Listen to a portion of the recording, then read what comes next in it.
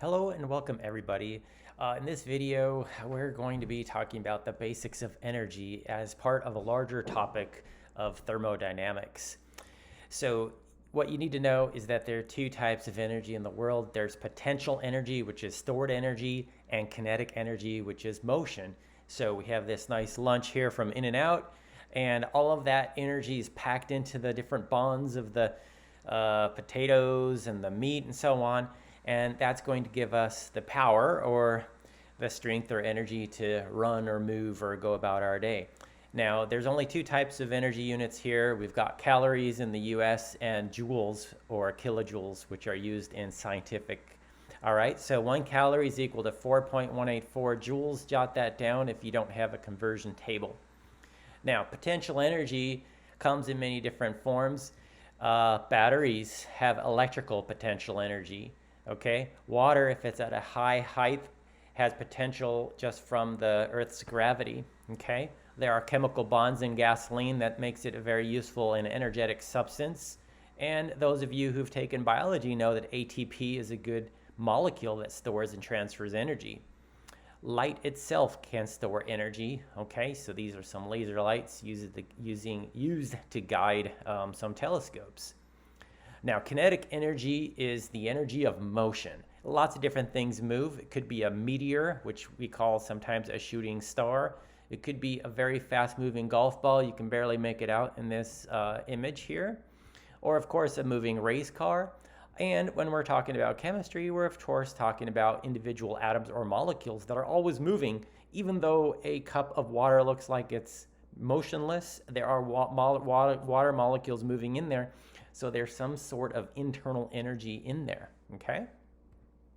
Now, the two things we want to keep an eye out for in energy and chemistry are the potential energy of the states of molecules, gas, liquid, solid, the substance itself, right? We know gasoline is very energetic, but water doesn't seem to be, and the types of bonds that individual molecules contain. Now, for kinetic energy, we're mainly going to be concerned with thermal energy, which we call heat or the movement of molecules. And all this is just to do some work, all right? We want to do something useful with the energy, not just make energy for the sake of energy. We want to, run our television set, for example, and that requires energy from the power plant. There is chemical reactions to burn coal, and all that energy gets transferred eventually so we can do some useful work with it. Now, it's really critical to have an understanding of these definitions. So we've got thermal energy. That's related to the motion of atoms or molecules, okay? So if you have a hot liquid, molecules or atoms are moving more quickly than a cold liquid, that they're just moving more slowly, okay? So that's thermal energy. That's what we call, okay? Which is the same as kinetic energy, all right?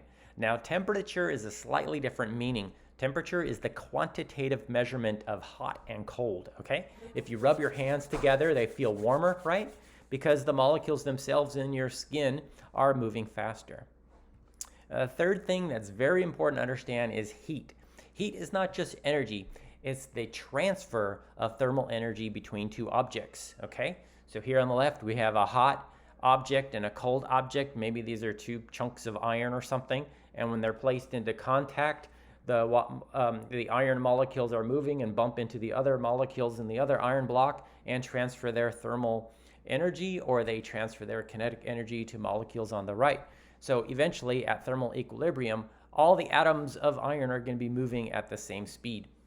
Now, heat can be negative, which means heat flows out, or heat can be positive, which means heat flows in, okay? So we can have heat flow to the left or heat flow to the right. So heat is indicative of the direction of the heat flow. And we're going to see later on in the next lecture how heat depends on both temperature and the mass of the objects, okay? We know if we hold a hot cup of water in our hand, it cools down at a certain speed eventually.